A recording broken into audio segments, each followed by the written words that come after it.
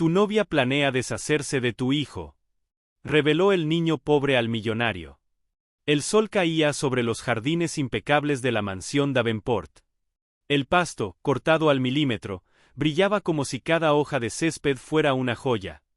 Era una tarde tranquila, de esas en las que todo parece estar en su lugar, hasta que deja de estarlo. Eason Davenport, uno de los hombres más poderosos del país, salía de su oficina doméstica con su hijo, Liam, de apenas 5 años. El pequeño iba vestido como una réplica exacta de su padre, traje oscuro, mirada seria, aunque la suya era la inocencia pura de quien todavía no entiende el peso del mundo.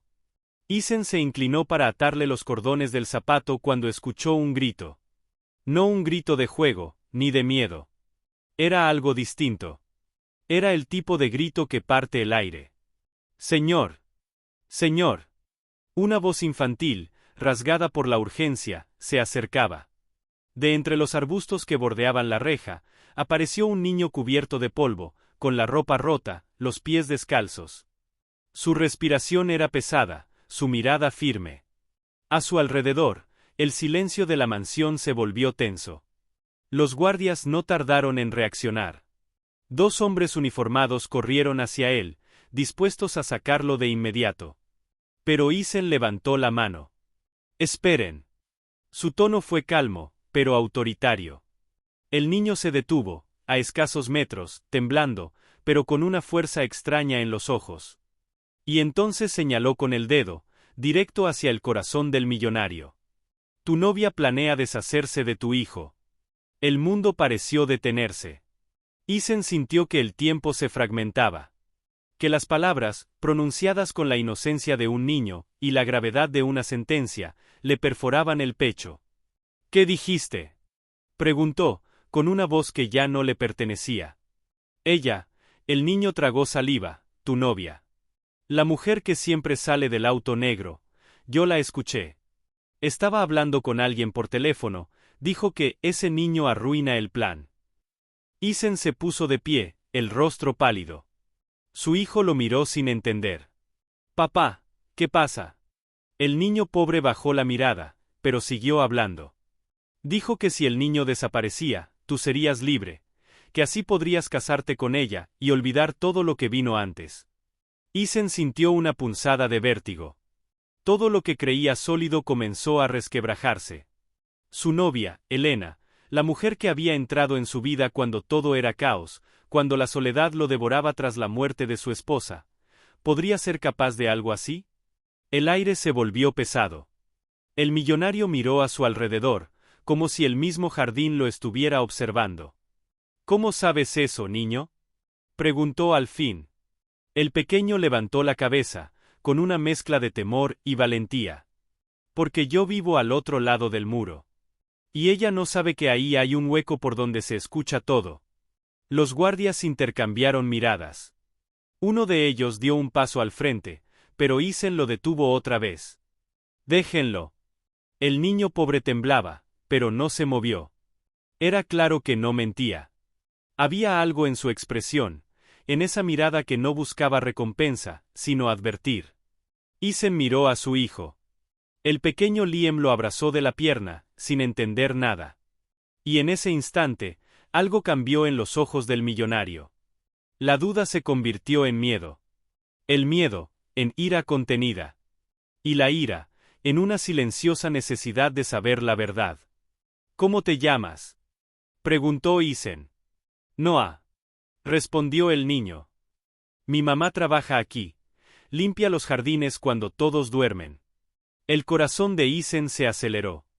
Noah.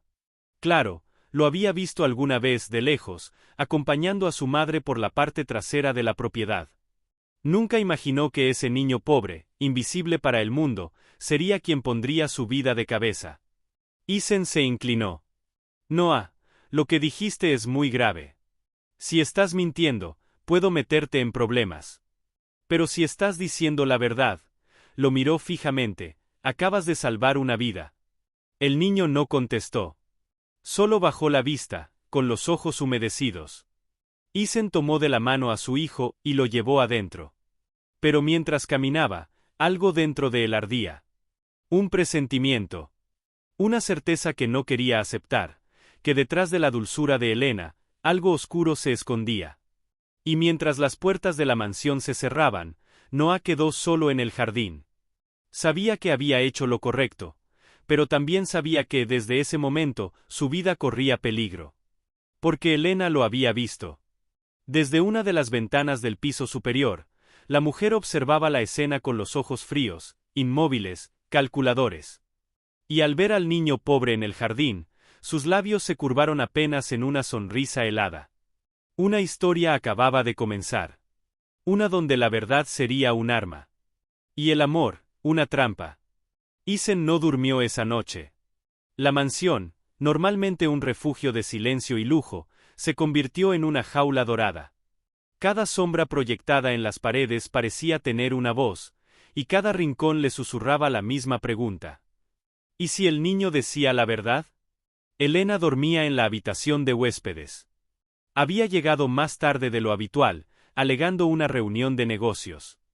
Pero lo que llamó la atención de Isen no fue la hora, sino el perfume que traía consigo, una fragancia masculina, leve, pero ajena. Él no dijo nada. Observó desde la distancia, con el rostro sereno, aunque su mente ardía. Mientras ella dormía, Isen bajó al estudio. Encendió su laptop, y comenzó a revisar los registros de seguridad. Tenía cámaras por toda la propiedad, excepto en una zona, el jardín este, donde se encontraba el muro que separaba la mansión del terreno vecino. Exactamente donde Noah había dicho que escuchó la conversación. El reloj marcaba las 2 de la madrugada. Isen volvió a reproducir el video de esa tarde, cuadro por cuadro. En un momento, vio el auto negro de Elena detenerse junto a la verja lateral. Ella no bajó de inmediato. Se quedó dentro durante 6 minutos. 6 minutos exactos. Luego, abrió la puerta, sacó el teléfono, y habló. No había sonido, pero sus gestos eran claros. Señalaba hacia la casa, hacia la ventana del segundo piso. Hizo un movimiento con la mano, como si apartara algo del camino. Y al final, su rostro cambió, una sonrisa helada, fugaz, que él nunca había visto antes. Isen pausó el video. El reflejo de la pantalla mostraba su rostro confundido, incrédulo. Sintió una presión en el pecho. Quería negar lo que veía, pero una parte de él, la parte que había aprendido a leer la verdad en los rostros de sus socios, de sus competidores, de los que mentían por poder, sabía que aquella mirada no era inocente. Al día siguiente, todo parecía volver a la calma. Elena se comportaba como siempre, elegante, atenta, cálida. Preparó el desayuno, le sirvió café, besó a Liam en la frente y habló sobre un viaje que quería hacer con los 3 a la costa. Era perfecta. Demasiado perfecta. Pero Isen ya no la escuchaba igual. Cada palabra sonaba ensayada. Cada sonrisa, programada. A las 10 de la mañana, pidió a su chofer que llevara a Elena a su boutique, como hacía todos los días. Hoy no iré contigo, amor, dijo él con calma. Tengo que revisar unos contratos. Ella lo miró, le tocó la mano. Te ves cansado, Isen. Te dije que ese negocio con los inversionistas asiáticos te iba a agotar. Estoy bien, respondió él, sin devolverle la sonrisa. Cuando el auto se alejó, Isen exhaló. Luego marcó un número que no usaba desde hacía meses. Marcus, necesito que vengas a la mansión. No quiero que nadie te vea entrar. ¿Pasa algo, jefe? Sí. Pero aún no sé qué. Marcus era su hombre de confianza, es militar, discreto y leal. Lo había acompañado durante años en operaciones empresariales donde la verdad y la mentira se confundían. Si alguien podía descubrir algo sin levantar sospechas, era él. Mientras lo esperaba, Isen caminó hacia el jardín. El aire olía a tierra húmeda y a tensión. El recuerdo del niño, con los pies descalzos y los ojos asustados, lo perseguía. ¿Dónde estás, Noah? Murmuró para sí mismo.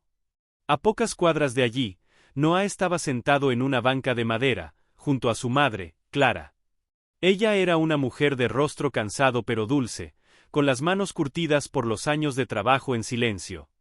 Limpiaba los pasillos del ala oeste de la mansión desde hacía más de 3 años, y sabía que en ese mundo los sirvientes eran invisibles. Hasta que su hijo, inocente, rompió esa regla. Noah, hijo, ¿qué hiciste?, le preguntó en voz baja, mientras lo abrazaba con preocupación. No tenías que meterte. Mamá, tenía que decirle, respondió el niño, mirando al suelo. Si algo le pasaba al niño pequeño, no podría dormir. Clara cerró los ojos. Sabía que su hijo había actuado desde el corazón. Pero también sabía lo que eso significaba. Elena no era una mujer común. Había visto cómo trataba a los empleados, la sonrisa ante el patrón, y la mirada fría cuando nadie más la veía. Apenas el niño habló, ya había cámaras que registraban todo. Y si la mujer lo descubría, podrían perderlo todo. Prométeme que no volverás a acercarte a la mansión, le suplicó Clara. Prométemelo, Noah. El niño asintió, pero algo en su mirada mostraba duda. Sabía que no todo había terminado. A las 2 de la tarde, Marcus llegó a la mansión por la entrada trasera. Vestido de civil, pasó inadvertido entre los jardineros. Isen lo esperaba en el estudio. Le explicó todo, el niño, las palabras, el video, las sospechas. Marcus lo escuchó sin interrumpir. Luego dijo: Elena es lista. Si planea algo, no dejará rastros. Pero todos los secretos, tarde o temprano, dejan una grieta. Encuéntrala, dijo Isen. Y cuida que nadie sepa que te lo pedí. Marcus asintió. ¿Y el niño? Quiero saber quién es su madre, dónde viven, todo. Isen no lo decía con intención de lastimar, sino de proteger. Si el niño decía la verdad, él y su madre estaban en peligro. Esa noche, Elena regresó más tarde de lo habitual. Llevaba una sonrisa diferente. Más amplia. Más controlada. ¿Dónde está Liam?, preguntó. Durmiendo, respondió Isen. Ella se acercó, le acarició el cuello, y susurró. Te noto raro últimamente, amor. ¿Pasa algo? Él la miró, intentando descifrar si detrás de esa voz dulce había veneno. Nada que deba preocuparte, respondió. Elena lo observó unos segundos más. Luego sonrió, y se alejó hacia la escalera. Pero justo antes de subir, se detuvo. Ah, por cierto, dijo sin mirarlo. Hoy encontré algo curioso. Un pequeño hueco en el muro del jardín este. Parece que algún niño se ha estado colando por ahí. Su voz sonó ligera, pero sus ojos, al girar, estaban afilados como cuchillas. Isen sintió como un escalofrío le recorrió la espalda. Elena sabía. Sabía del niño. Y eso significaba que, si el secreto estaba a punto de salir a la luz, ella no iba a quedarse de brazos cruzados. La mañana siguiente amaneció con un silencio inquietante. El cielo estaba cubierto, como si el día hubiera decidido vestirse de gris para lo que estaba por venir. Clara se levantó temprano, como siempre. Preparó el desayuno de su hijo, y lo llamó varias veces. Noah, despierta, hijo, llegas tarde a la escuela. Pero la cama estaba vacía. El colchón aún tibio, las sábanas revueltas, y la ventana entreabierta. Noah, repitió con la voz quebrándose. Corrió afuera. El pequeño huerto frente a su cabaña mostraba huellas pequeñas sobre el barro fresco. Hacia el muro. Hacia el mismo muro que dividía su vida de los ricos, los poderosos, los que vivían en otro mundo. Su corazón se aceleró. Sabía que su hijo no había ido a la escuela. Sabía que había vuelto allí. A la mansión Davenport. Mientras tanto, en la mansión, Isen desayunaba en la terraza con Elena. Ella se veía impecable, vestida de blanco, irradiando calma. Él, en cambio, parecía ausente. Elena notó el temblor leve en su mano al tomar la taza de café. ¿Todo bien, Isen?, preguntó. Sí, respondió él. Solo dormí mal. Deberías descansar. Te ves tenso últimamente, dijo ella, con una sonrisa que no llegaba a los ojos. Quizás debas confiar más en mí. Confiar. Esa palabra le quemó por dentro. Antes de que pudiera responder, el mayordomo apareció en el umbral.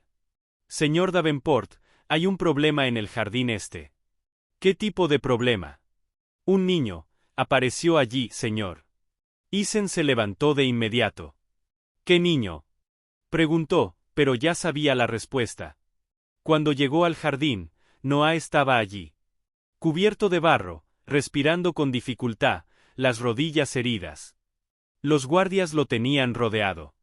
Eason se acercó y ordenó: «Bajen las manos». Noah levantó la vista. «Señor, lo tenía que ver otra vez. Tenía que decirle más». Eason se inclinó, tomándolo suavemente por los hombros. «¿Qué pasó, Noah? ¿Por qué viniste?» El niño temblaba.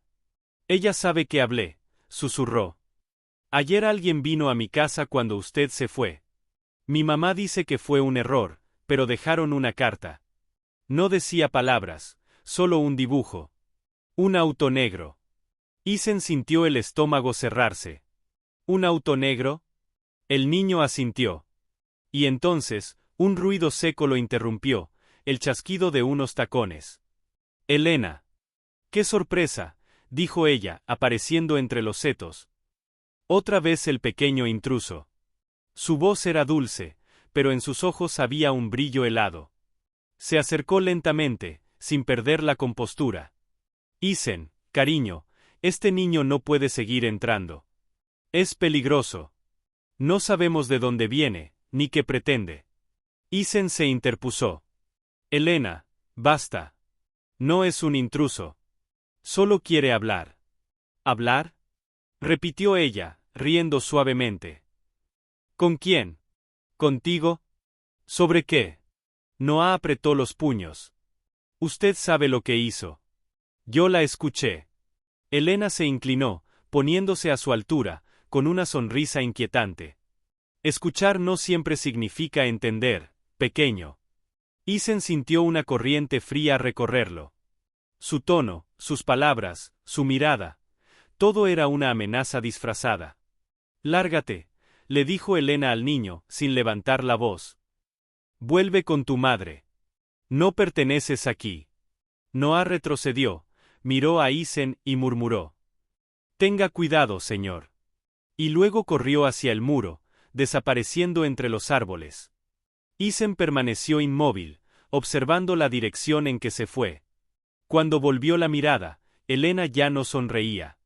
«Eason», dijo ella en un susurro firme, «no dejes que un niño callejero ponga ideas raras en tu cabeza. No sería bueno para nuestra familia». Esa última palabra, familia, sonó como una daga envuelta en terciopelo. Eason no respondió. Solo la observó alejarse hacia la mansión, mientras el perfume que dejaba a su paso se mezclaba con el olor del miedo. Esa noche, Marcus regresó con un sobre. «Encontré lo que pediste», dijo, dejándolo sobre el escritorio. Eason lo abrió. Dentro, había fotos. Elena, saliendo de un hotel. Elena, entrando a una casa junto al mar. Y en una de ellas, Elena hablando con un hombre al que Eason conocía bien. Gregory Miles. Su abogado personal. «¿Qué hace con él?», preguntó Eason. «Eso no es todo», respondió Marcus.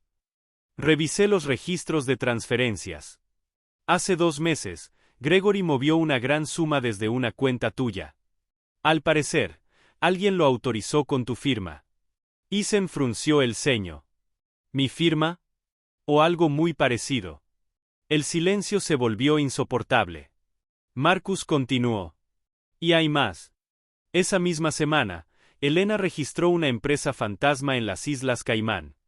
Sin actividad, sin empleados. Pero con una transferencia exacta del mismo monto». Eason cerró los ojos.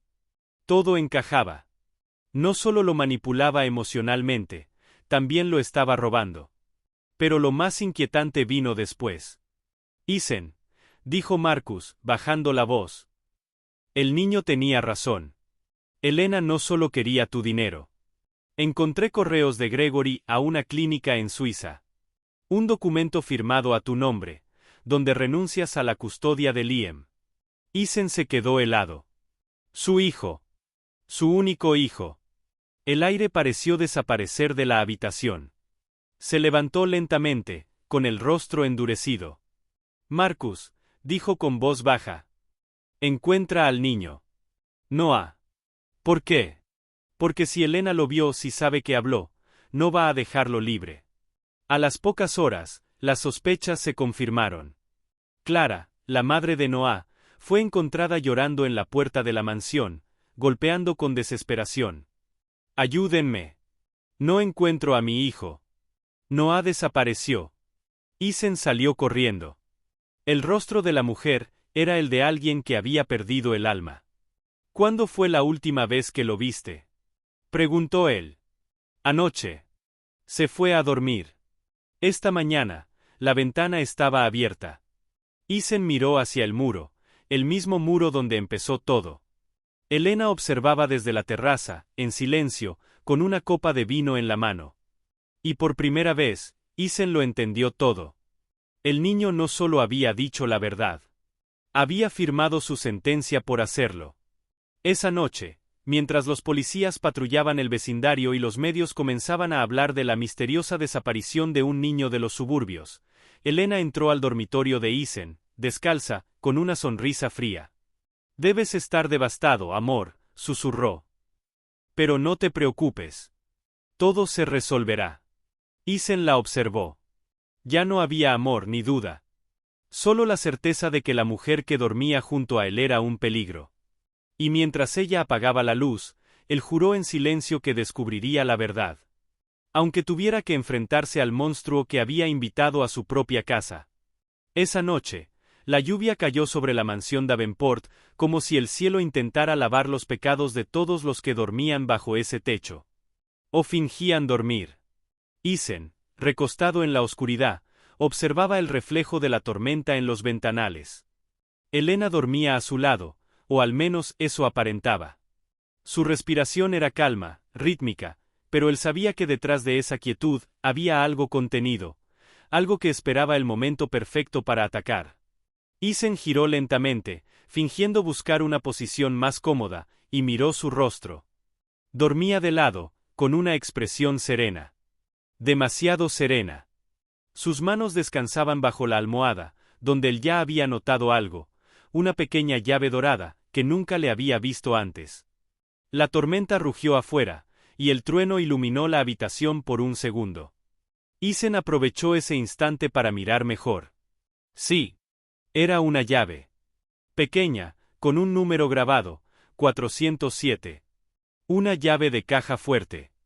Elena se movió ligeramente, y Isen contuvo la respiración. Esperó unos segundos.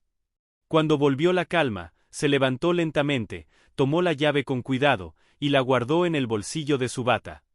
Caminó en silencio hacia el pasillo, con el corazón latiendo a un ritmo insoportable. Sabía que el riesgo era enorme.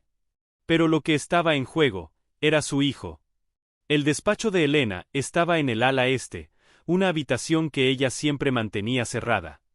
Decía que era su espacio creativo. Isen nunca había insistido en entrar. Hasta ahora.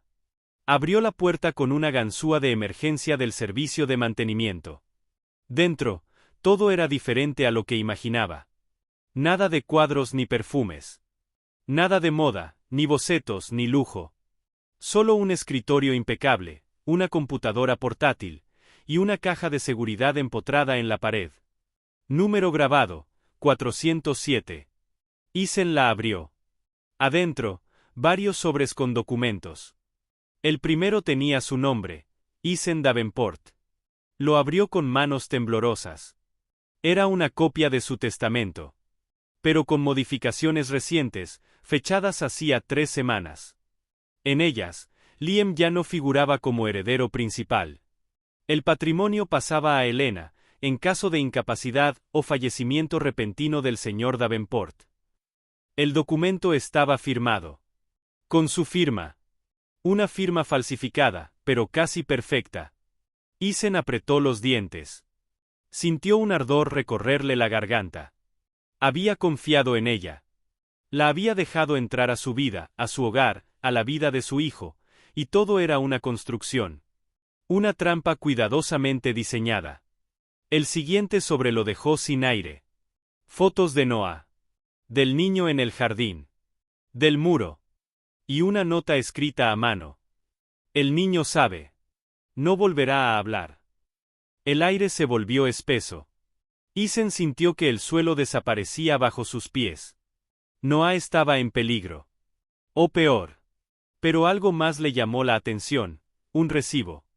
Un documento de pago a nombre de una empresa llamada Whitebridge Logistics, con destino a una bodega en las afueras de la ciudad. El pago fue hecho 3 noches antes de que Noah desapareciera. Marcus tenía razón. Elena no actuaba sola. Isen guardó los papeles, cerró la caja y salió del despacho, asegurándose de dejar todo como estaba. Cuando regresó al dormitorio, Elena ya no estaba en la cama. La puerta del baño estaba abierta. El agua corría. Pero no había nadie.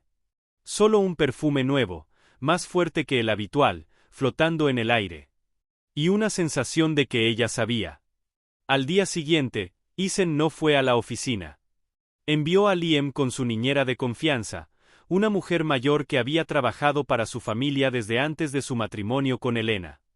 No lo pierdas de vista, le dijo sin explicar nada. Mientras tanto, Marcus investigaba la dirección de la bodega. A las 3 de la tarde, llamó. Isen, tienes que ver esto, dijo con voz tensa.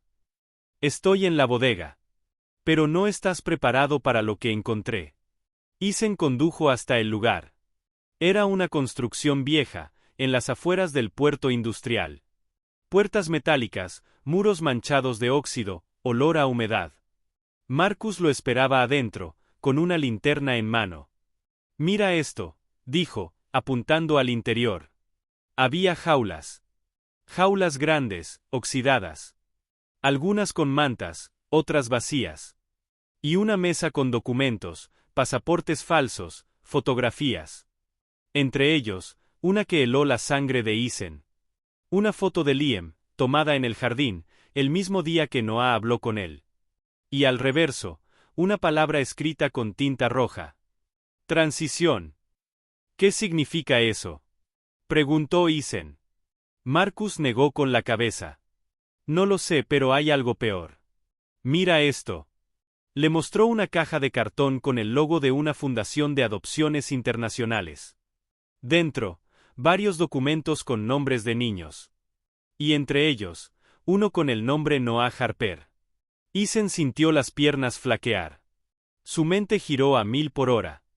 Si ese documento era real, Elena había hecho algo mucho más siniestro de lo que imaginaba. ¿Dónde está ahora?, preguntó. Hay una dirección. Una casa en las montañas. La usan como retiro de la fundación. Isen cerró los puños. Vamos. La carretera hacia las montañas se extendía bajo un cielo oscuro. Isen conducía en silencio, con el rostro endurecido, mientras Marcus revisaba los papeles. El camino se volvía cada vez más estrecho, rodeado de árboles altos y sombras que parecían moverse. Cuando llegaron, encontraron una casa grande, aislada, con luces encendidas. El lugar tenía una calma antinatural. Marcus se adelantó. Déjame revisar primero. Entró en silencio, con la linterna en mano. Isen lo siguió a los pocos minutos. En el interior, el olor era fuerte, cloro, metal, desinfectante. Una mezcla que helaba la piel. En la habitación del fondo, algo se movió. Un susurro. Una voz débil. ¿Hola?, llamó Isen. El haz de la linterna iluminó una figura pequeña, encogida en una esquina. Era Noah. Cubierto con una manta, los ojos abiertos, exhaustos, pero vivos. Noah. Corrió hacia él, arrodillándose. Tranquilo, soy yo, Isen. Ya estás a salvo. El niño lo miró con lágrimas. Sabía que vendría, susurró. Ella dijo que nadie lo haría. Isen lo abrazó. Por primera vez en días, sintió algo parecido a alivio. Pero duró poco. Detrás de ellos, una voz suave, casi musical, rompió el silencio. ¡Qué conmovedor! Isen giró. Elena estaba de pie en el marco de la puerta, con un impermeable oscuro y una pistola en la mano.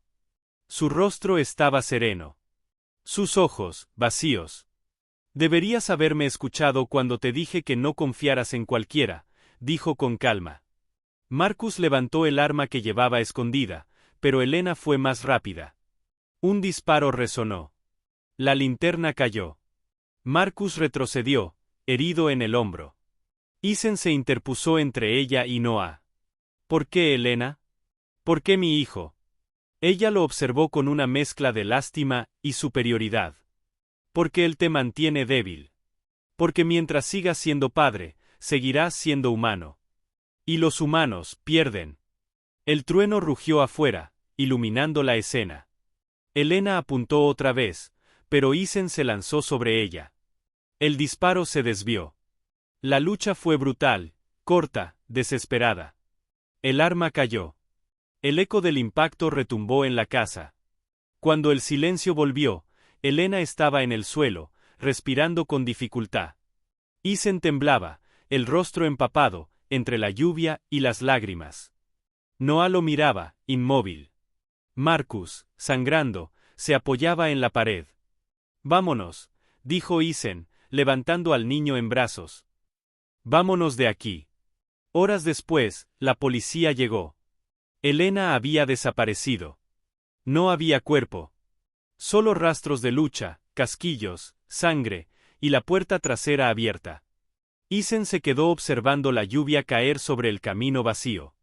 Sabía que no había terminado. Que Elena seguía viva. Y que ahora, más que nunca, la guerra apenas comenzaba. La lluvia había cesado, pero el eco de aquella noche no. Isen conducía en silencio, con Noah dormido en el asiento trasero y Marcus presionando la herida de su hombro. El amanecer despuntaba, gris y denso, sobre la autopista desierta. ¿Estás seguro de que Elena no murió?, preguntó Marcus con voz débil. Isen no respondió al instante. Miraba el horizonte, donde la niebla cubría el paisaje. Esa mujer no muere sin dejar una firma. Sabía que Elena no era de las que huyen por miedo. Si había desaparecido, era porque lo había planeado. Horas después, la mansión Davenport estaba rodeada de autos policiales. Reporteros se agolpaban en la entrada, cámaras, micrófonos, titulares improvisados. Empresario investigado por presunto secuestro de menor y fraude corporativo. Las palabras en la televisión parecían un mal sueño. Elena había presentado una denuncia anónima, respaldada con documentos falsos, correos manipulados y grabaciones de voz alteradas digitalmente. En ellas, Isen parecía confesar haber organizado una red de adopciones ilegales. Las mismas pruebas que había encontrado en la bodega, ahora eran su condena. Te lo dije, murmuró Marcus mientras veía las noticias desde el motel donde se refugiaban. Ella planeó todo. Cada paso. Isen se pasó las manos por el rostro, agotado. Tiene acceso a mis cuentas, a mi correo, a mis registros. Conoce mis movimientos mejor que yo. Noah, sentado en la cama, los miraba en silencio. Sus ojos estaban distintos, más fríos, más maduros. Ella no me quería, Isen. No me miraba como los demás. Decía que yo era la llave. ¿La llave de qué?, preguntó Marcus. El niño dudó. De la transición. Así le llamaba. Decía que pronto vendría una nueva familia. Que todo lo demás era mentira. Isen sintió un escalofrío recorrerle la espalda. Aquella palabra, transición, volvía a aparecer. No era casualidad. Durante los días siguientes, Isen y Marcus se movieron de un lugar a otro, evitando la prensa y a la policía. Marcus contactó a un antiguo hacker del ejército, un hombre llamado Reyes, experto en rastrear redes ocultas. Si alguien podía entender lo que Elena estaba moviendo detrás, era él. Reyes trabajó durante horas frente a varias pantallas, en un galpón abandonado. Tu esposa no solo cambió tus registros, Isen. Los duplicó. Hay dos versiones tuyas en el sistema, explicó. Una donde eres tú, y otra donde eres el monstruo que ella inventó. Isen frunció el ceño. ¿Y la empresa Whitebridge Logistics? Reyes tecleó rápido. Desapareció del mapa. Pero el dinero no. Fue redirigido a una cuenta en Zurich, bajo el nombre de una fundación, The Lumen Project. Marcus bufó. Suena a caridad falsa. Exacto, respondió Reyes. Y adivina quién aparece como directora ejecutiva. Isen levantó la vista. Reyes giró la pantalla. Elena Davenport. Esa noche, mientras Noah dormía, Isen se quedó observando el fuego en la chimenea del refugio. Los pensamientos lo devoraban. ¿Cómo alguien podía manipularlo todo con tanta precisión? ¿Cómo no lo había visto venir? Cerró los ojos y recordó los primeros días con Elena. La sonrisa cautivadora, el tono de voz siempre seguro, la forma en que lo hacía sentir invencible. Todo había sido una construcción. Un espejo perfecto. Pero había algo más. Algo que Marcus había dicho días atrás: ella no actúa sola. Y ahora empezaba a tener sentido. 2 noches después, una noticia rompió el silencio del escondite. Reyes irrumpió en la habitación con el rostro pálido. Isen, enciende el televisor. En la pantalla, Elena aparecía. Ropa oscura, semblante sereno, voz dulce pero firme. Mi esposo me atacó. Intentó quitarme la vida. Me arrebató al pequeño Noah y desapareció. Les ruego a las autoridades que lo encuentren antes de que sea tarde. El país entero la veía como una víctima. Una mujer elegante, herida, temblando ante las cámaras. Una actriz perfecta. Isen apretó los puños. No podía salir. No podía hablar. Cualquier intento lo hundiría más. Pero Marcus, aún con el hombro vendado, se acercó y le dijo: no puedes seguir huyendo. Si ella controla la narrativa, tú ya estás muerto. Isen lo miró. ¿Qué propones? Contemos nuestra versión, pero con pruebas. Durante las semanas siguientes, los 3 hombres trabajaron día y noche.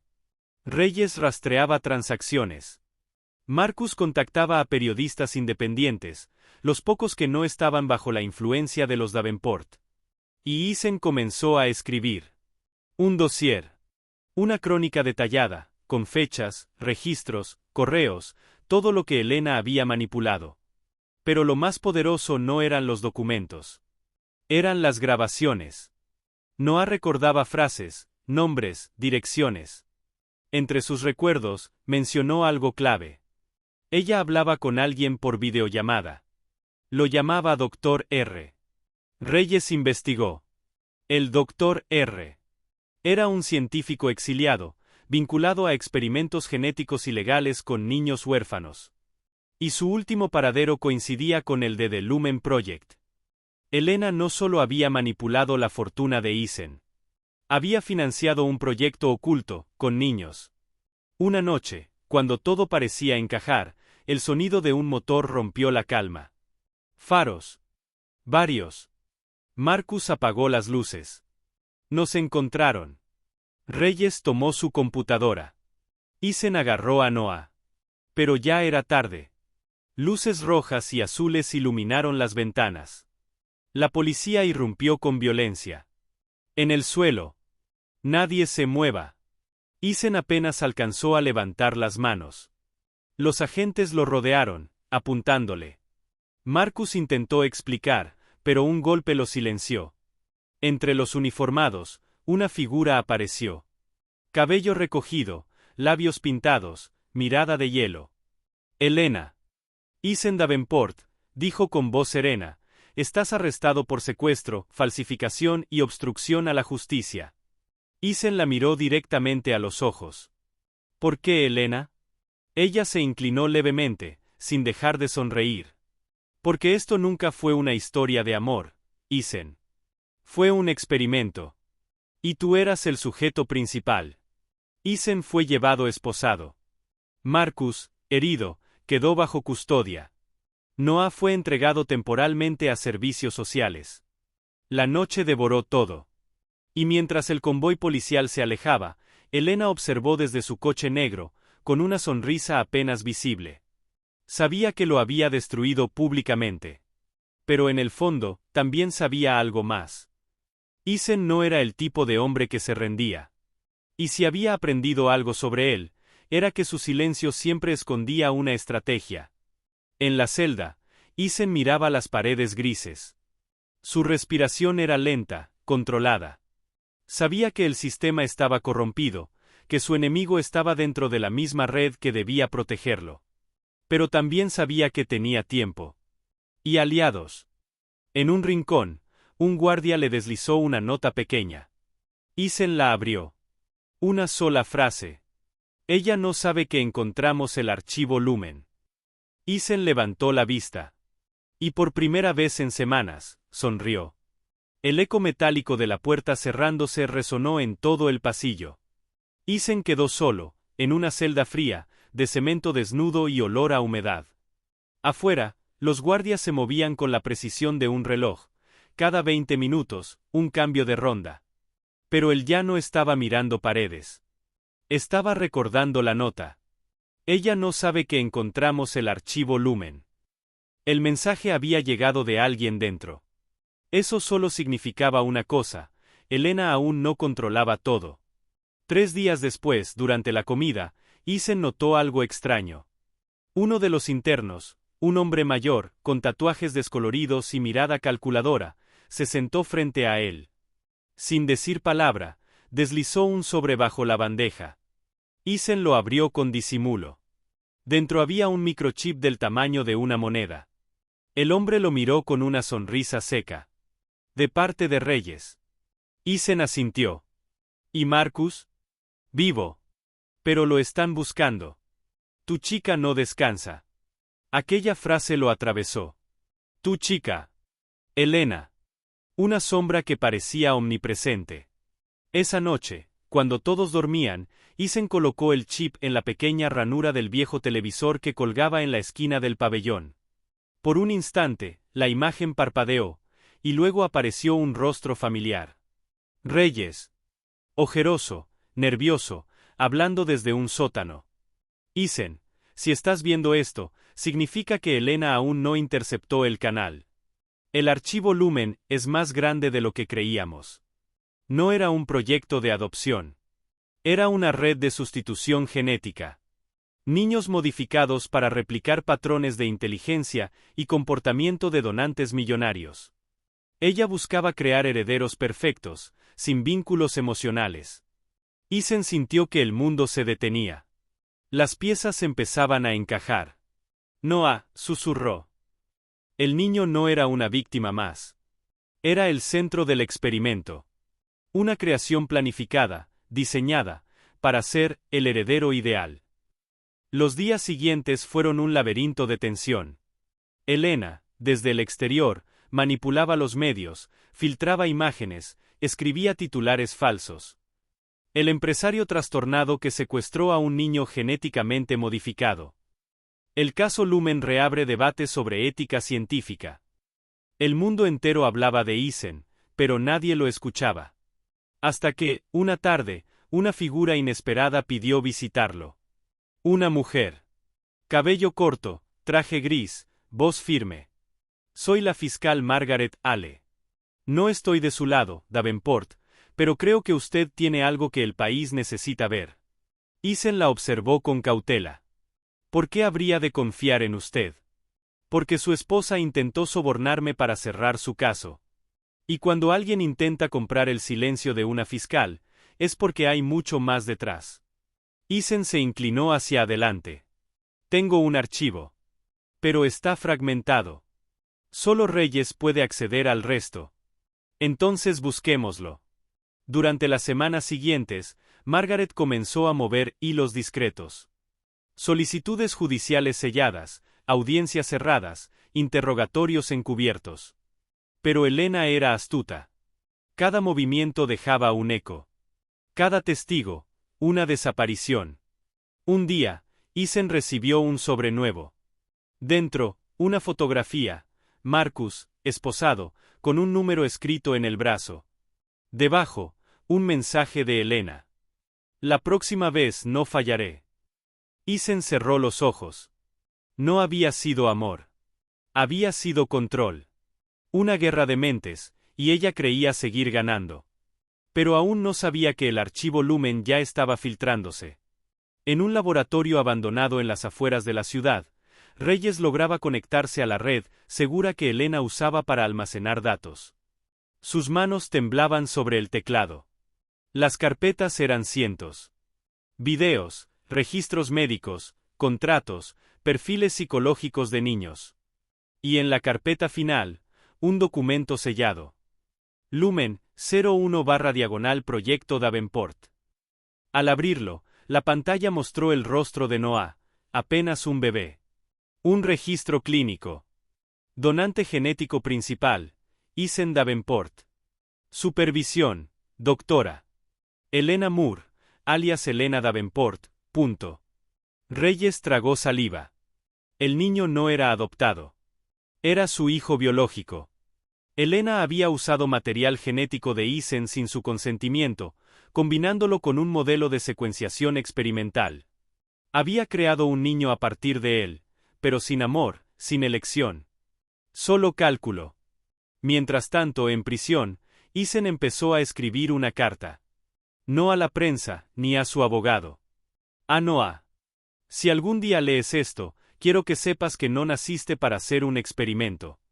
Eres lo mejor que tengo, y aunque tu madre te creó con frialdad, yo te protegeré con todo lo que soy. Incluso si tengo que romper el mundo para hacerlo. La carta no llegó a su destino. Pero fue interceptada por alguien más. Margaret. Y al leerla, entendió que aquel hombre no era el monstruo que la prensa describía. Era un padre. Uno que había sido despojado de todo, menos de su instinto. Esa misma noche, la fiscal apareció nuevamente en la celda. Tenía el rostro tenso, las manos temblorosas. Isen, lo encontré. ¿Qué cosa? El archivo Lumen completo. Y lo más importante, pruebas de que Elena falsificó tu matrimonio, tus registros médicos y la adopción de Noah. Isen la miró, incrédulo. ¿Dónde está ahora? Reyes logró subirlo a un servidor público encriptado. No puede borrarlo. Pero Elena ya sabe que lo hicimos. Isen se puso de pie. Por primera vez sonrió. Entonces el juego cambió. A las pocas horas, las redes explotaron. Videos, documentos, correos, todo el proyecto Lumen filtrado ante millones de personas. Los noticieros no podían ignorarlo. Las portadas gritaban.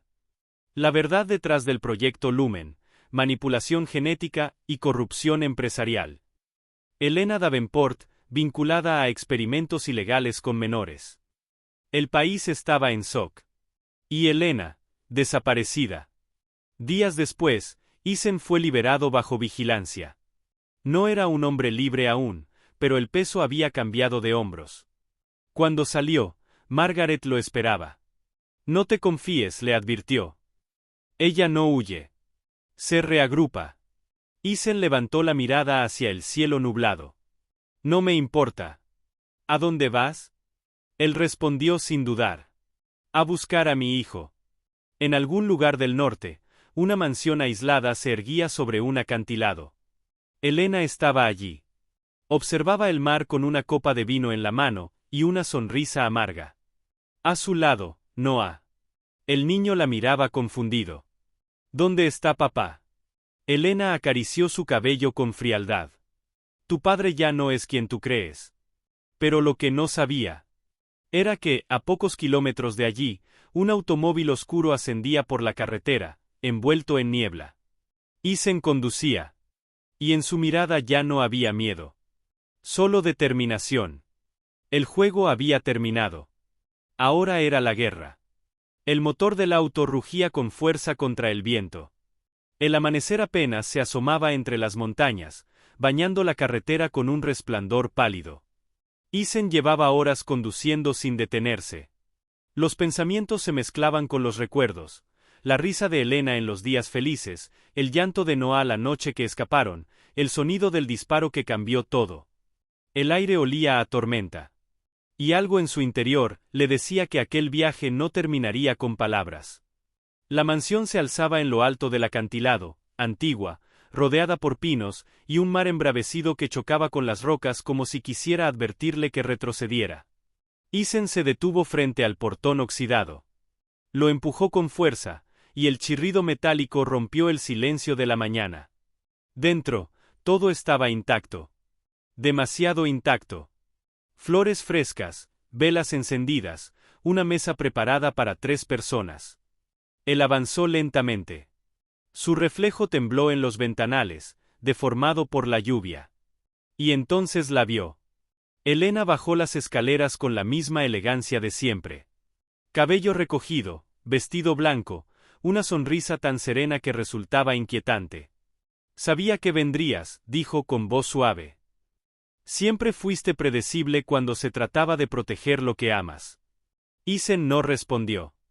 Su mirada buscaba algo más allá de ella. ¿Dónde está Noah? Elena sonrió. Descansando. Está en paz. Isen dio un paso al frente. Si le hiciste algo. ¿Qué harías, Isen? ¿Matarme? Interrumpió ella, acercándose lentamente. ¿Convertirte en lo mismo que dices odiar? El aire se volvió denso. Isen temblaba de rabia contenida. Pero algo en la voz de Elena era distinto. No era soberbia, era tristeza. ¿Por qué lo hiciste, Elena?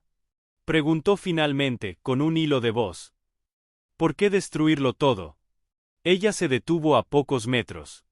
La luz que entraba por las ventanas delineaba su silueta. Porque quería entenderte. Sus palabras salieron con una calma helada. Eres un hombre que siempre tuvo todo, pero nunca sintió nada. Quise ver qué pasaría si te arrebataba lo único que no podías comprar, la verdad. Isen la observó sin parpadear. ¿Y valió la pena? Elena sonrió con amargura. No. Descubrí que incluso el amor más falso deja cicatrices verdaderas. Isen bajó la mirada. Por un segundo, vio en ella a la mujer que había amado. La que reía en las noches de lluvia, la que lo hacía sentir vivo. Pero esa mujer ya no existía. El archivo Lumen ya está fuera, dijo él con frialdad. Todo el mundo sabe lo que hiciste. Elena asintió lentamente. Lo sé. Entonces, ¿por qué quedarte aquí? Podrías haber huido. Porque hay algo que tú aún no sabes, Isen. Algo que cambia todo. Isen frunció el ceño. Elena dio un paso hacia él, extendiendo una carpeta. Dentro, fotografías y documentos. Registros genéticos. Uno de ellos mostraba su nombre. Donante secundario, Marcus Reed. Isen levantó la vista, incrédulo. Eso no puede ser. Elena lo miró con lágrimas contenidas. Marcus no era solo tu amigo. Era parte del experimento. Era el segundo donante genético de Noah. Su ADN está en él tanto como el tuyo. Isen retrocedió, aturdido. El mundo giró a su alrededor. Todo lo que creía saber se derrumbaba. No, susurró. Marcus no lo sabía.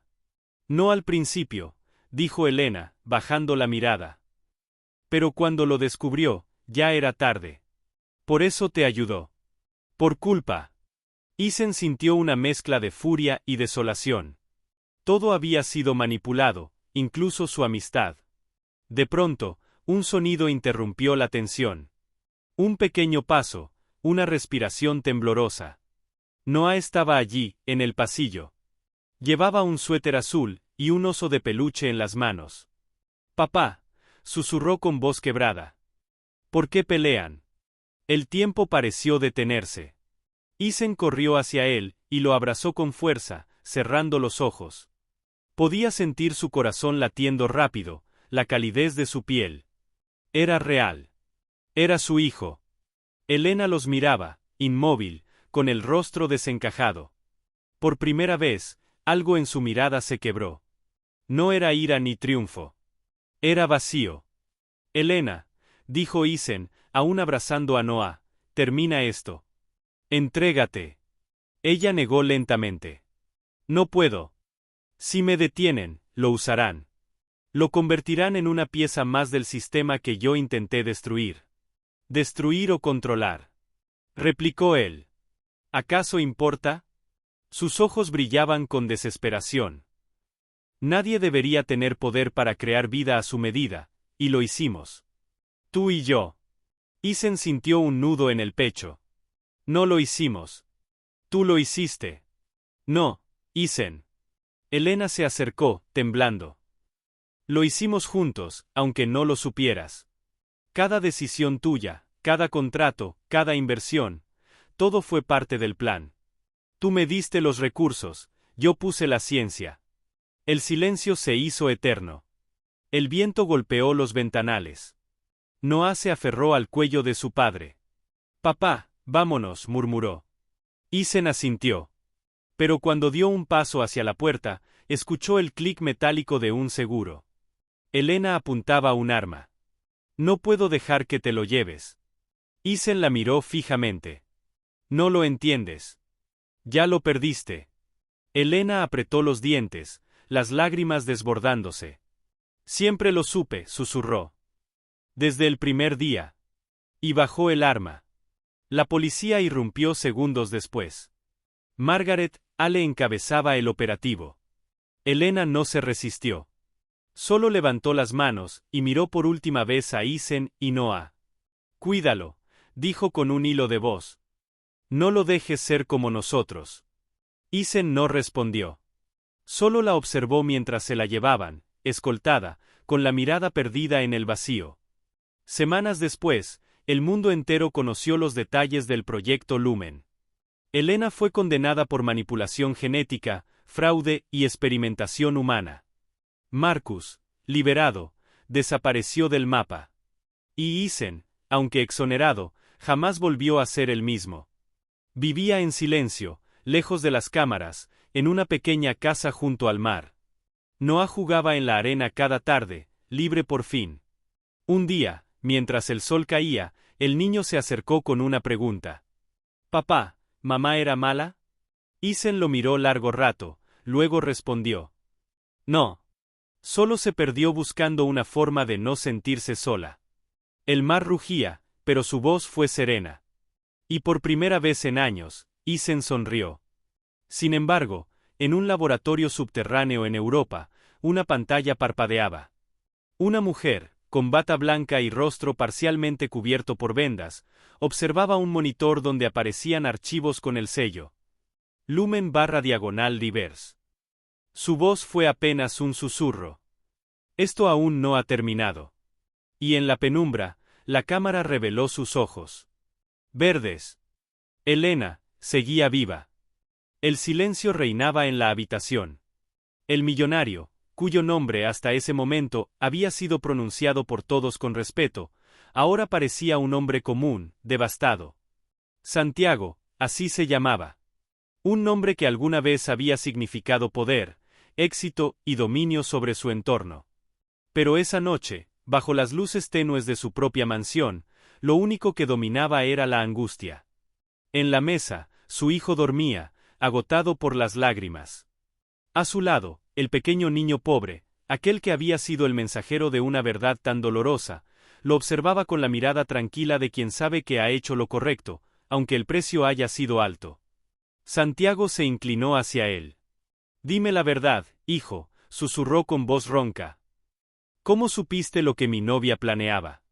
El niño bajó la mirada. La escuché, murmuró. Ella hablaba con un hombre por teléfono, dijo que su hijo estorbaba, que solo era un obstáculo. Dijo que si tú viajabas, ella se encargaría de resolverlo. No entendí todo, pero supe que era algo malo. El corazón de Santiago se quebró un poco más. Recordó cada vez que había defendido a esa mujer, cada vez que había ignorado los pequeños signos, las miradas frías hacia su hijo, las excusas para no llevarlo a los eventos familiares, las veces que había dicho deberías dejarlo con tu ex, te quita energía. Todo cobraba sentido ahora. ¿Y por qué me lo dijiste? Preguntó Santiago con la voz al borde del llanto. Pudo costarte caro venir aquí. El niño pobre lo miró fijamente, con una inocencia que dolía. Porque su hijo lo necesitaba, señor. Yo, sé lo que es que nadie te defienda. Santiago no pudo contener las lágrimas. En ese momento, entendió que aquel niño no solo había salvado a su hijo, también le había salvado a él. Le había recordado lo que realmente importa. Tomó una decisión inmediata. Escúchame, pequeño, dijo con firmeza. Nadie va a hacerle daño a mi hijo. Pero tampoco voy a dejarte a ti en la calle. Desde hoy, tú también tendrás un hogar. El niño lo miró sorprendido. ¿De verdad, señor? Yo no quiero nada, solo que su hijo esté bien. Y estará bien, respondió Santiago. Porque tú me abriste los ojos. Esa misma noche, mientras el cielo comenzaba a iluminarse con los primeros tonos del amanecer, Santiago hizo una llamada. Era a su asistente de confianza, Marcos. Necesito que investigues a Laura, dijo con voz fría, refiriéndose a su novia. Todo. Sus movimientos, sus llamadas, sus cuentas. No quiero dejar ningún cabo suelto. Marcos, aunque sorprendido, obedeció sin preguntas. En las horas siguientes, se desató una cadena de revelaciones. Laura no solo planeaba deshacerse del niño, también había intentado transferir fondos a una cuenta desconocida, usar documentos falsos, e incluso había hecho contactos con personas del pasado de Santiago, buscando manipular su entorno para quedarse con parte de su fortuna. Cuando todo se reveló, Santiago sintió una mezcla de rabia y alivio. Rabia, por la traición. Alivio, porque había tenido tiempo de detenerla. Esa tarde, cuando Laura llegó a la mansión sin sospechar nada, encontró a Santiago esperándola, con los documentos sobre la mesa. Él no gritó. No necesitaba hacerlo. Solo la miró con una calma helada, y dijo: ¿Sabes lo que duele más que una traición? Que hayas pensado que no me daría cuenta. Laura intentó fingir sorpresa, pero cuando vio al niño pobre junto al hijo de Santiago, comprendió que todo estaba perdido. Tú, susurró mirando al pequeño. Fuiste tú quien lo arruinó todo. El niño se escondió detrás de Santiago, temblando. Pero Santiago lo protegió con el brazo. No, Laura, respondió él con voz firme. Lo arruinaste tú misma cuando tocaste lo más sagrado que tengo. Ella intentó justificarse, lloró, gritó, prometió que todo había sido un malentendido. Pero Santiago no cedió. Esa puerta, la del perdón, estaba cerrada para siempre. Te advertí, le dijo finalmente. Que quien le hiciera daño a mi hijo, me perdería para siempre. Y sin mirar atrás, la escoltó fuera de la mansión. Cuando la puerta se cerró, un silencio de alivio llenó el aire. El niño pobre tomó la mano del hijo de Santiago. ¿Ya no va a volver?, preguntó el pequeño. Santiago sonrió débilmente. No, hijo. Ya no. Y mientras los dos niños se abrazaban, comprendió algo. Las personas más valiosas no siempre entran en tu vida con trajes ni con títulos. A veces llegan con la ropa gastada, pero con el corazón limpio. Pasaron algunas semanas desde aquella noche que lo cambió todo. La mansión, antes repleta de ecos vacíos y falsas sonrisas, ahora se llenaba de risas reales. Santiago había convertido el antiguo salón de música en una pequeña sala de juegos para su hijo, y para el niño que lo había salvado, al que ahora llamaban con cariño Mateo. Era curioso. A pesar de todo lo que había perdido, Santiago se sentía más pleno que nunca. No había lujos que se compararan con las risas inocentes de los niños corriendo por el jardín. Pero la calma nunca dura demasiado. Una mañana, mientras el sol aún se filtraba tímidamente por los ventanales, Marcos, su asistente, entró a su despacho con un sobre en la mano. Su rostro, usualmente sereno, mostraba preocupación. Santiago, llegó esto a nombre suyo. Sin remitente. Santiago lo abrió sin pensarlo. Dentro, había una fotografía. En ella, se veía a su hijo jugando en el parque. Y detrás, una silueta femenina observándolo. Laura. ¿Cómo consiguió acercarse tanto?, preguntó con rabia contenida. No lo sé, respondió Marcos. La tenemos vigilada, pero parece que está usando a alguien más. Una tercera persona. Santiago respiró hondo. No iba a permitir que el miedo volviera a dominar su casa. Pero por dentro, algo en él sabía que lo peor aún no había terminado. Esa noche, Santiago llamó a un viejo amigo, el detective Ramiro Cárdenas. Un hombre discreto, veterano, y de los pocos en los que podía confiar. Ramiro, necesito que averigües todo sobre Laura. ¿Con quién se está reuniendo, a dónde va, qué busca? No quiero errores esta vez. Ramiro asintió, sin hacer demasiadas preguntas. Ella no es solo una mujer despechada, Santiago. Es una estratega. Lo que hizo antes fue calculado, y si ha vuelto, no es por amor. Es por algo más. Santiago lo sabía. Laura era ambiciosa, pero también fría. No soportaría perderlo sin intentar destruirlo antes. Durante los días siguientes, comenzaron a ocurrir cosas extrañas. Correos electrónicos falsos saliendo de su empresa, contratos alterados, rumores sobre presuntas estafas. Los medios empezaban a hablar de él, de su repentina caída. Santiago no entendía cómo, pero Laura estaba detrás. Y su estrategia era clara. Si no podía destruirlo desde el corazón, lo haría desde su reputación. Una tarde, mientras revisaba papeles en su despacho, el pequeño Mateo se acercó con una expresión seria. Señor Santiago, dijo. Creo que la vi. Santiago levantó la vista. ¿A quién, hijo? A la señora del pelo rubio. La que usted echó. Estaba frente a la escuela, mirando a su hijo. El corazón de Santiago se detuvo por un segundo. ¿Estás seguro, Mateo? El niño asintió. Sí, y tenía algo en las manos, un sobre, creo. Santiago no lo dudó. Tomó su chaqueta y salió de la mansión. Frente a la escuela, el aire parecía pesado. Santiago observó desde la distancia, y allí estaba ella, Laura. De pie, con gafas oscuras, una sonrisa perturbadoramente tranquila en los labios. Cuando lo vio acercarse, no se movió. Lo esperaba. Sabía que vendrías, dijo con voz suave, casi dulce. ¿Qué quieres, Laura? Respondió él, con rabia contenida.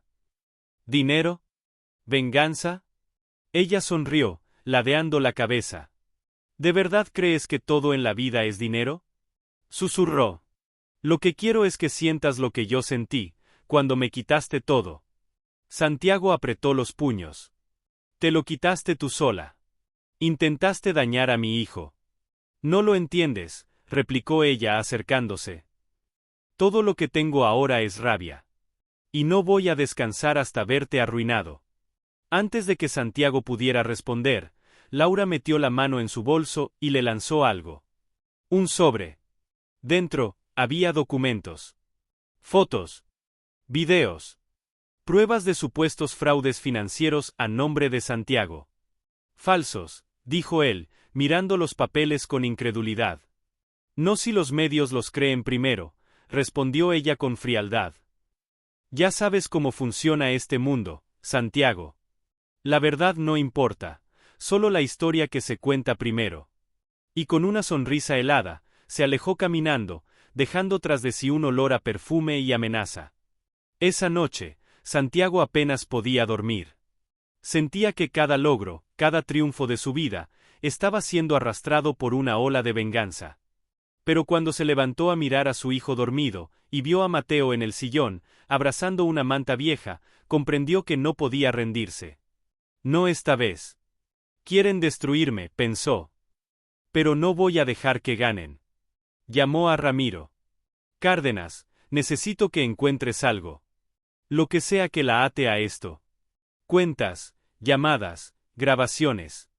No voy a pelear con su veneno, sino con la verdad.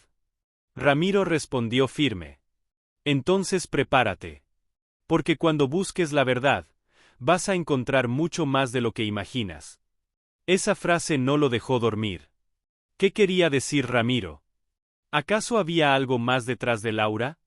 Y lo peor, ¿por qué en las últimas semanas, cada vez que hablaban de ella? Mateo bajaba la cabeza, en silencio, como si escondiera algo. Santiago empezó a sentir que la historia no estaba completa. Que había piezas que aún faltaban por encajar. Esa madrugada, la mansión dormía. Pero Santiago no. Caminaba de un lado a otro, con el rostro tenso, los ojos hundidos, y un silencio que solo era interrumpido por el sonido lejano del reloj de pared. Cada tic-tac parecía recordarle que la calma era un lujo que ya no podía permitirse. En su escritorio, los documentos que Laura le había lanzado estaban esparcidos como fragmentos de un rompecabezas envenenado. Él sabía que eran falsos, pero también sabía que ella era capaz de manipular cualquier cosa para convertir una mentira en verdad. Y lo peor de todo era que, con su dinero y contactos, Santiago podía defenderse. Pero si la prensa se apoderaba de esa historia, el daño sería irreversible. Entonces sonó el teléfono. Era Ramiro. Encontré algo, Santiago, dijo con voz grave. Pero necesito que te sientes antes de oírlo. Santiago frunció el ceño. Habla. Tu exnovia Laura no actuó sola. Hay alguien detrás de ella. Alguien que le dio acceso a tus archivos, a tus cuentas, incluso a tu información privada. ¿Quién? Preguntó, con un tono que ya rayaba en la furia. Ramiro hizo una pausa, como si dudara en continuar. Un hombre llamado Esteban Morales. Pero, aquí viene lo más extraño. Ese nombre aparece vinculado a un orfanato del que Laura fue tutora hace años. Y ahí, figura también el nombre del niño, Mateo. Santiago se quedó helado. ¿Qué estás diciendo, Ramiro? Murmuró apenas. ¿Qué es posible que ese niño no haya aparecido en tu vida por casualidad? Las palabras lo golpearon como un rayo. Se quedó quieto, inmóvil, sintiendo como el aire se volvía más denso. No quería creerlo. Mateo, el niño que había salvado a su hijo, el que le había devuelto la humanidad, ¿podía estar relacionado con Laura? Durante horas, se negó a aceptarlo. Pero al amanecer, la duda era demasiado grande. Decidió hablar directamente con él. Mateo estaba en el jardín, jugando con el hijo de Santiago, riendo como si no existiera el mal en el mundo. Esa inocencia hizo que el corazón de Santiago se partiera en dos. ¿Cómo podía dudar de alguien tan puro? Pero debía saber la verdad. Mateo, dijo con voz suave, acercándose. Ven, quiero hablar contigo un momento. El niño se detuvo, y lo miró con ojos tranquilos. ¿Pasa algo, señor Santiago? Solo, necesito que me digas la verdad. ¿Tú conocías a Laura antes de venir aquí? El niño bajó la mirada. Su respiración se volvió lenta, pesada. Sí, susurró al fin. Pero no como usted cree. Santiago sintió que el suelo se movía bajo sus pies. ¿Cómo entonces? Mateo tragó saliva, los ojos vidriosos. Ella iba al hogar donde yo vivía. Decía que quería ayudar, que nos llevaría comida. Pero también hacía preguntas sobre usted. Me preguntó si yo sabía algo sobre su hijo, si alguna vez lo había visto en el parque. ¿Y tú qué hiciste? Preguntó Santiago, sin levantar la voz, pero con el alma temblando. Le dije que no sabía nada. Pero después, un día me llevó al mismo parque donde jugaba su hijo. Me dio dinero y me dijo que debía quedarme ahí, hacerme amigo del niño, y decirle al señor Santiago algo que lo hiciera desconfiar de ella. Santiago retrocedió un paso, como si esas palabras le hubieran clavado una daga en el pecho. ¿Qué estás diciendo, Mateo? ¿Todo fue planeado? El niño empezó a llorar. No. No todo. Yo no sabía qué quería hacerle. Solo me dijo que debía acercarme, pero cuando vi a su hijo, supe que ella quería hacerle daño. Entonces la desobedecí. Le conté la verdad para salvarlo. El silencio fue abrumador. Santiago lo miró, y por un instante no supo qué sentir. Traición. Dolor. Compasión. Todo se mezclaba dentro de él. Mateo sollozaba, arrodillado frente a él. Lo siento, señor. No quería engañarlo. Pero ella me usó. Me dijo que si no hacía lo que pedía, me dejaría sin hogar otra vez. Santiago respiró hondo. Su mente quería enfurecerse, pero su corazón no podía. Ese niño había sido una pieza más en el juego de Laura. Sí, pero también el único que había tenido el valor de romper las reglas para decir la verdad. Santiago se inclinó, lo tomó de los hombros y lo miró a los ojos. Mateo, tú no eres culpable. Ella te manipuló. Pero tuviste el coraje de decir la verdad cuando más lo necesitábamos. Eso te hace más valiente que muchos adultos. El niño lo abrazó con fuerza, llorando. Gracias, señor. Pero algo dentro de Santiago cambió. Ahora entendía que la venganza de Laura no era simple resentimiento. Era algo más elaborado. Un plan pensado con precisión, usando a quien nadie sospecharía, un niño. Esa misma tarde, Ramiro llegó a la mansión con un expediente en mano. Santiago, hay más. Lo colocó sobre la mesa.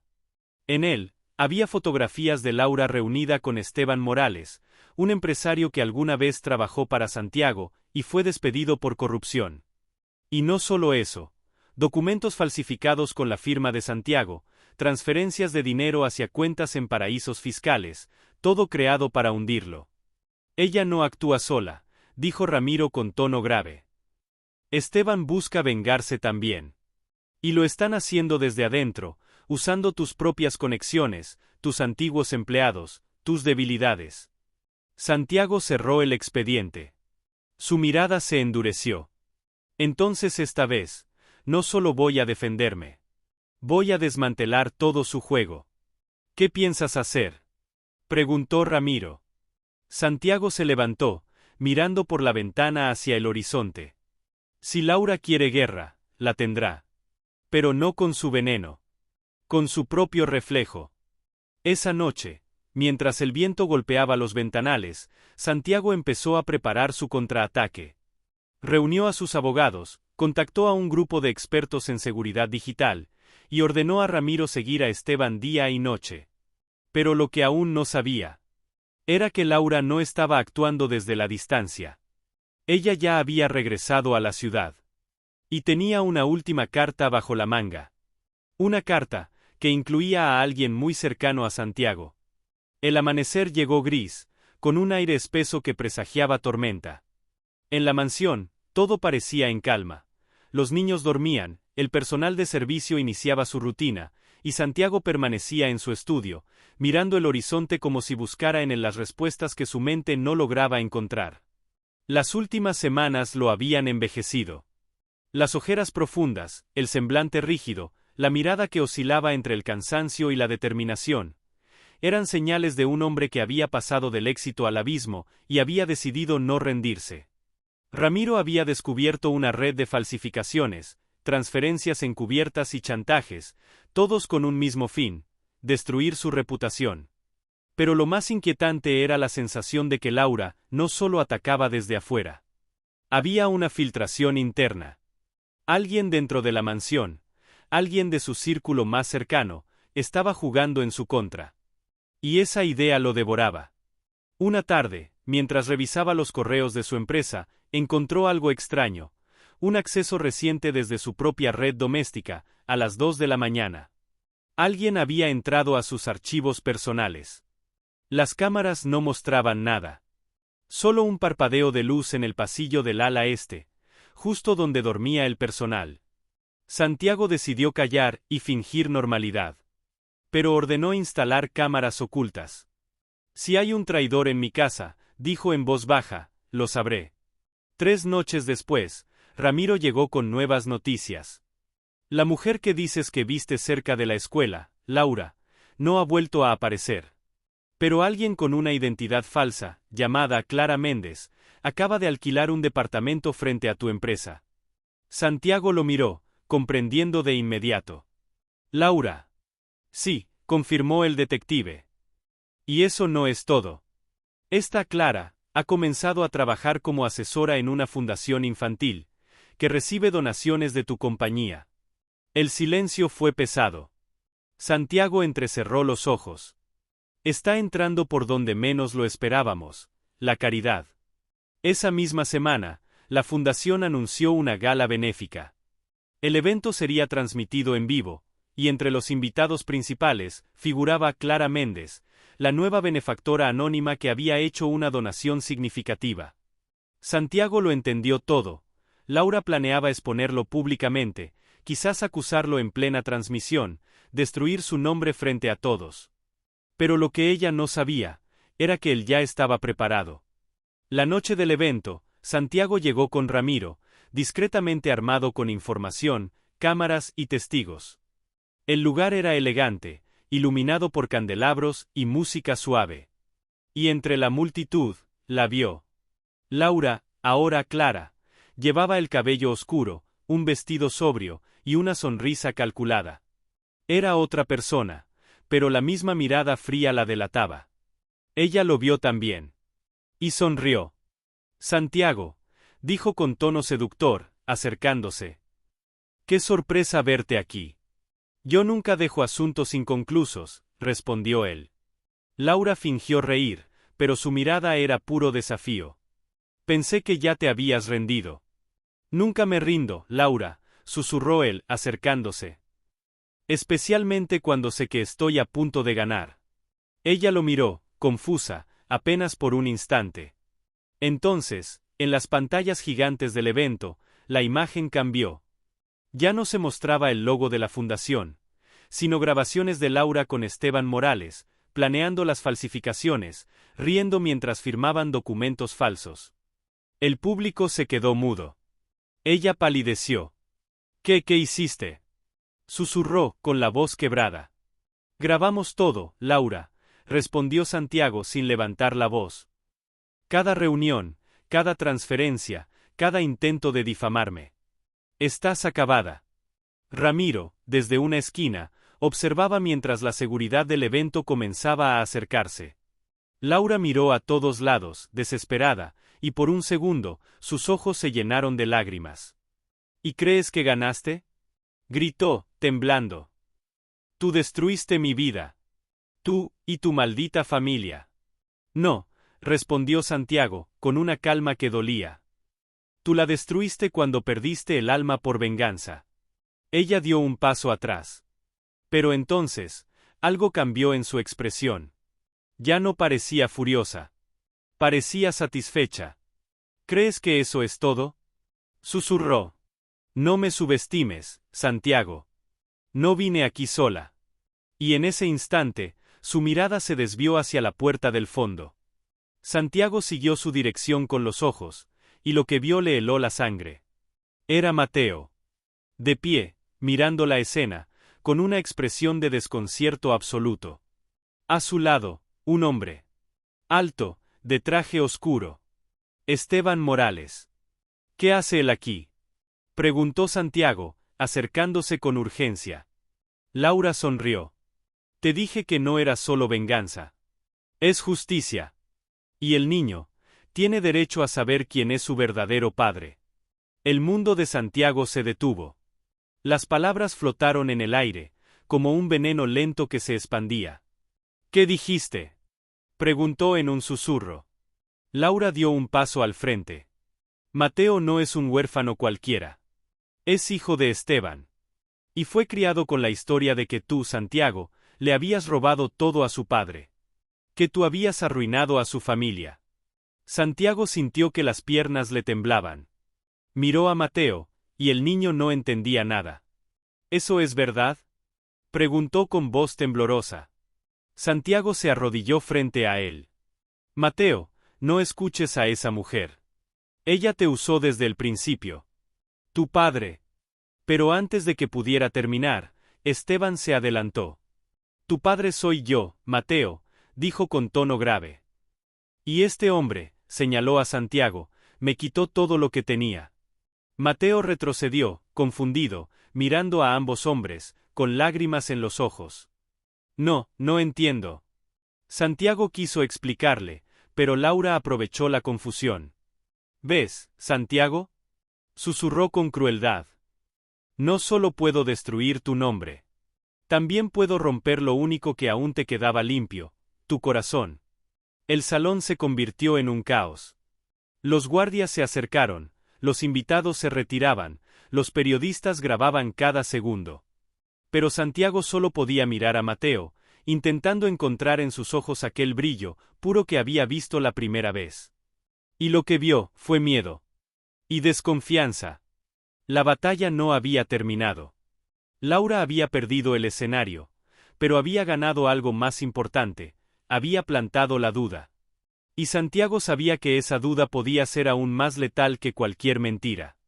Esa noche, la tormenta parecía haberse mudado dentro de la mansión. El sonido del viento golpeando los ventanales se mezclaba con los ecos de un corazón roto, de una verdad que había salido demasiado tarde, pero aún a tiempo para cambiarlo todo. Mateo se encontraba en la sala, sentado frente a la chimenea apagada.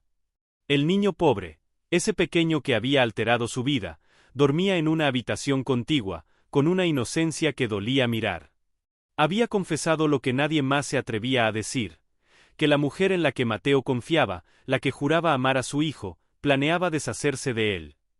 Esa revelación lo había destrozado, pero también lo había despertado. En su mente se repetían las palabras del niño como si fueran cuchillos. Ella le dijo a la señora de limpieza que pronto el niño no estaría más, que se iría a vivir con unos familiares lejos. Pero, ella se rió, y dijo que no volvería. Mateo no podía creerlo. No quería creerlo. Pero en el fondo, sabía que algo en Clara, su novia, la mujer que había entrado en su vida con sonrisa dulce y promesas perfectas, nunca había encajado con la mirada pura de su hijo. Al amanecer, el millonario decidió comprobarlo por sí mismo. Instaló discretamente cámaras de seguridad en la casa, revisó mensajes, y lo que encontró fue más devastador de lo que esperaba. Clara hablaba con alguien por teléfono, su tono era frío, calculador, carente de amor. Sí, todo está listo. En 2 días se lo llevarán. El niño no será un problema. Mateo firmará los papeles sin darse cuenta. El mundo de Mateo se detuvo. Esa voz, esa frialdad, venían de la mujer a la que él pensó amar. Pasaron las horas. Clara regresó a casa como si nada. Llevaba flores, sonreía. Se acercó al niño con esa dulzura fingida que tantas veces había confundido a Mateo. Pero esta vez, él observaba en silencio. Su mirada era otra. Había fuego en su pecho. Una mezcla de ira, tristeza, y una nueva claridad. Clara, dijo él con voz baja pero firme, ¿podemos hablar? Ella lo miró con fingida ternura. Claro, amor. ¿Qué ocurre? Quiero que me digas la verdad, respondió él sin rodeos. ¿Qué planeas hacer con mi hijo? El rostro de Clara se tensó apenas un segundo. Un destello de miedo cruzó su mirada antes de recuperar la calma. ¿Qué dices, Mateo? No entiendo. No mientas. Él se levantó, acercándose despacio. Lo sé todo. Ella retrocedió un paso. El silencio se volvió pesado. Y entonces, sin máscara, sin dulzura, Clara lo miró con una sonrisa helada. Siempre fuiste demasiado confiado. Ese niño no te deja ver lo que podríamos ser. Yo no tengo por qué cargar con los errores de tu pasado, Mateo. La frialdad con la que lo dijo hizo que a Mateo se le helara el alma. ¿Errores?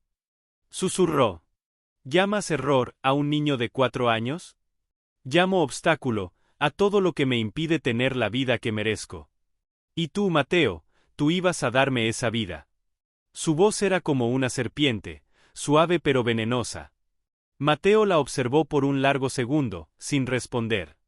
Y luego, lentamente, encendió la pantalla de su teléfono. Allí, se escuchó claramente la grabación de su conversación telefónica. El color se le fue del rostro a Clara. No, tú, tartamudeó, tú no puedes usar eso. Ya lo hice. Respondió él con serenidad helada. Y ya no hay nada más que decir. Clara intentó hablar, pero Mateo se giró y la dejó atrás. Ella gritó, lloró, lo siguió hasta la puerta, pero él no volteó. Afuera, el sol comenzaba a salir. Y en ese amanecer, Mateo sintió por primera vez en años algo que creía perdido: libertad. Esa misma tarde, el niño pobre regresó con su pequeña mochila rota, buscando devolverle un juguete que el hijo de Mateo había olvidado. El millonario lo vio en la puerta, lo abrazó sin decir una palabra. Gracias, le susurró con la voz quebrada. Me salvaste la vida, y la de mi hijo. El niño, confundido, sonrió. Yo solo dije la verdad, señor. Porque su hijo me dijo que usted era bueno. Esas palabras lo desarmaron. En ese instante, Mateo supo que la pureza de un niño había derrotado la mentira de un adulto. Pero el destino aún tenía algo más preparado. Esa misma noche, cuando todo parecía empezar a sanar, un sobre llegó a la mansión. Sin remitente. Dentro, una foto, Clara, reunida con un hombre mayor, junto a documentos y firmas. Y al reverso, un mensaje que lo dejó helado. Ella no actuaba sola. Pronto sabrás quién estaba detrás de todo. Mateo sintió un escalofrío. No era el final. Era apenas el inicio de algo más grande, más oscuro. Y de una verdad que cambiaría para siempre no solo su vida, sino la de su hijo, y la del niño que lo había salvado. Esa noche, tras recibir el sobre, Mateo no podía dormir. Su mente daba vueltas intentando descifrar quién podía estar detrás de Clara. Sabía que no podía enfrentar solo lo que venía. Por eso, fue directamente a la oficina de su padre, donde Santiago revisaba los últimos documentos de seguridad. «Papá», dijo Mateo, con voz firme pero temblorosa. «Tenemos que prepararnos». Ella no estaba sola. Santiago lo miró, agotado, pero con una chispa de determinación en los ojos. «Lo sé. Y esta vez, no solo vamos a defendernos. Vamos a terminar con esto de una vez». Ramiro llegó con un informe final. El hombre que aparecía en la foto con Clara era Luis Herrera, un ex socio de Santiago, despedido años atrás por corrupción y resentimiento. Luis había manipulado a Clara para ejecutar un plan que arruinara la vida de Santiago y le diera acceso a su fortuna. Todo había sido cuidadosamente orquestado: la amenaza a Mateo, la presión mediática, los documentos falsos, todo conectado. «Ahora sabemos todo», dijo Ramiro. «Solo queda actuar». Santiago respiró profundo. No había más tiempo para dudas ni titubeos. Preparó una reunión con todos los involucrados, Clara, Luis y los testigos que pudieran avalar cada fraude y cada intento de manipulación. El encuentro fue en la mansión, en un salón amplio, con cámaras grabando cada detalle. Clara llegó primero, confiada, pensando que aún tenía el control. Luis la siguió, orgulloso de su plan. Pero Santiago ya tenía la evidencia lista: grabaciones, correos electrónicos, contratos falsos y testigos. «Todo esto termina ahora», dijo Santiago con voz firme. «Cada intento de destruirme, cada mentira, cada manipulación, está documentada». Clara intentó sonreír, pero su confianza se desmoronó al ver las pruebas. «No, esto no puede», susurró desesperada. Luis la miró, y por primera vez, vio que había perdido. Santiago continuó. «Y tú, Luis, manipulaste a esta mujer para vengarte de mí. Pero la verdad siempre sale. Todo lo que hiciste será entregado a las autoridades». Mateo, a su lado, observaba con firmeza. Por primera vez sentía que podía confiar plenamente en que nada ni nadie podría dañarlo. Clara, derrotada, rompió en llanto. Luis, impotente, no pudo hacer nada. Ambos fueron escoltados por la seguridad, mientras Santiago cerraba la puerta del salón con una sensación de alivio y justicia. El silencio que siguió fue diferente. Ya no había miedo, ni traición, ni mentiras. Solo calma y una sensación de victoria verdadera. Santiago se inclinó hacia Mateo y lo abrazó. «Lo hiciste bien, hijo. Tu valentía salvó más de lo que imaginas». Mateo sonrió, y a su lado, el niño pobre también observaba con tranquilidad. Ambos sabían que habían formado un vínculo que ni el engaño ni la ambición podrían romper jamás. Semanas después, la mansión recobró su paz. Los niños jugaban en el jardín, risas llenando el aire, y Santiago comprendió que la verdadera riqueza no estaba en la fortuna, sino en la familia y la confianza recuperada. Clara y Luis enfrentaron las consecuencias de sus actos, sin posibilidad de volver. Santiago se aseguró de que ambos no pudieran dañar a nadie más. La vida volvía a la normalidad, pero esta vez, más fuerte, más consciente y más unida. Y mientras el sol se ponía sobre la mansión, Iluminando el jardín donde los niños corrían felices, Santiago respiró profundo. La tormenta había pasado, la verdad había triunfado, y finalmente, la familia estaba a salvo.